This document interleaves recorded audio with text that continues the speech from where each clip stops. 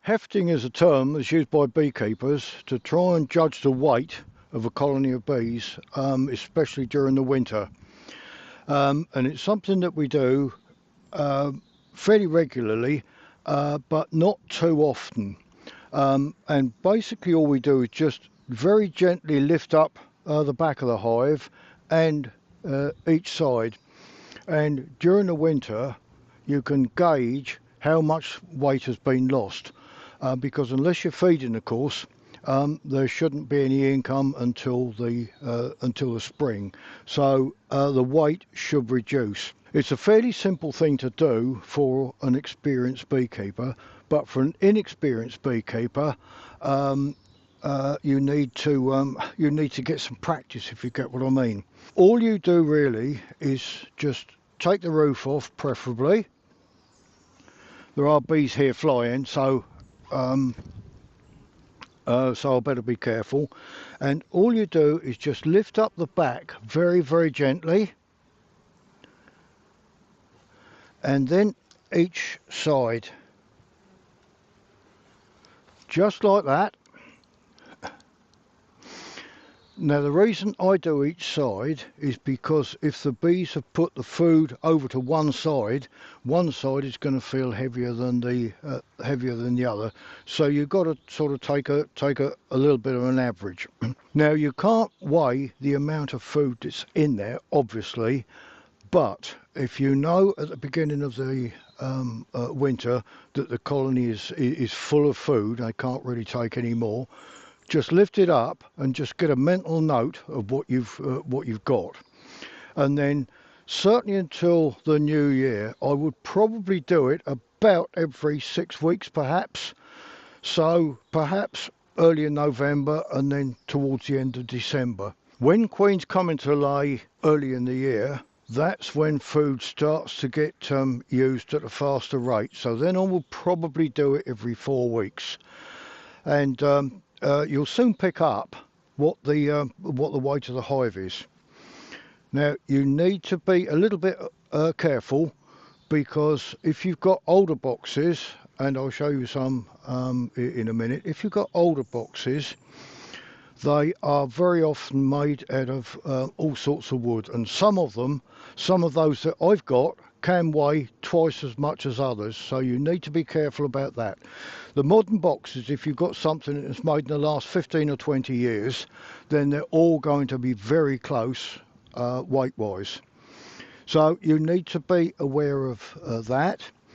You need to be aware of the size of the colony, because obviously a smaller colony, perhaps it gone into winter on 6 or 7 combs, is going to weigh a lot less than one that's gone in on full 11. You also need to be aware of the age of your combs, because don't forget, every time you get a generation of brood through a cell, there's a cocoon left behind. So older combs weigh quite a lot more than newer combs. So you need to take all these things into account. Some people use scales, luggage scales and that sort of thing. I don't think they'll give you the weight of what's in there, but what they'll do is give you an idea. So perhaps if the scale came up, it was 20 whatever this time, 18 next time, 16 next time, it doesn't necessarily mean you're losing 2 kilos or 2 pounds or whatever it is every time. It's just really a sort of comparison. I recommend that beekeepers do that every year if they can. The more you do it, the more you're going to get an idea of what's in your colony. But I think it is important that you know what's in there in the first place. That is really what hefting is about.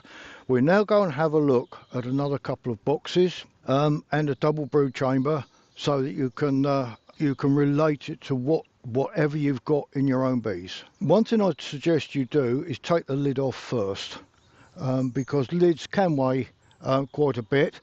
They're at the top of the hive, so you've got quite a bit of weight at the top of the hive. So just take the lid off and then just gently heft. I'm actually doing this as a bit of a demonstration, and you can see bees are flying, but of course during the winter they won't be, especially on a frosty day. So of course you can do it without your protective clothing. Here's double brood chamber colony. You need to know preferably what's inside it. So if all the food is in the top, it might appear to weigh differently if you're lifting from the bottom.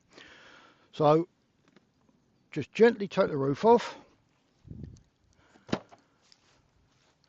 Just give it a heft. That the date now is the 9th of September, and that is incredibly heavy. That will not need feeding. But I know that because I'm an experienced beekeeper. If you are inexperienced, just have a look inside, see what you've got, and if the top box is almost full of food, and you've got a bit in the bottom, plus probably the brood in that area at this time of year, then just heft it. If you know it's going to get through the winter, okay, just heft it at the back and each side. And that is well heavy for the type of bees that we use here, which are locally adapted bees. If you get some of these other bees that have very prolific queens, then they will go through food at a much faster rate. Have a look at the other side. Crikey, that's nailed down, or rather welded down, I think. Right, now there's one thing you need to be aware of, is the leverage point at the front, because if that is further out, it will feel heavier than if it was back here. So you need to be aware of that as well. So you need to be aware of your stands, and it may well be, if you've got different kinds of stands, that one hive might feel heavier or lighter than another one, where in fact it may not be. Incidentally, both of these are fairly modern brood boxes, so they're going to weigh roughly the same.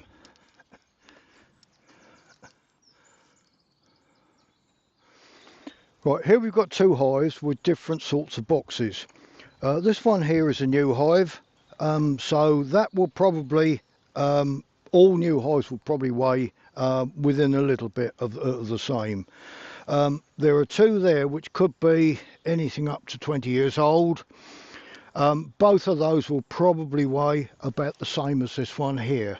This box here is much older, could be 60 or 70 years old. It's the old style National, and I'm pretty certain that was made probably in the 1950s. And I'll tell you why, because there's a hole in the front, a round hole in the front, that was drilled to take a thing called an apidictor.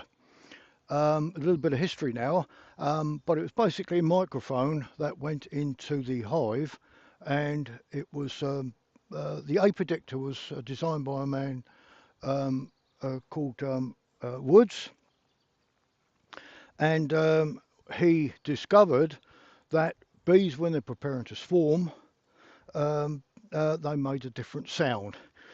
So that hole in there, and he designed this, I think, about the late 1950s, about 1958. So that probably tells you that that box is certainly that age. So that, the point I'm really trying to make is that that box could easily weigh twice what these are. So you need to know your equipment, which if you bought everything new, everything should be the same. Or if you bought modern stuff, everything should be the same. But if you are perhaps an older beekeeper, or you've acquired stuff from elsewhere, then you need to know the weight of your boxes.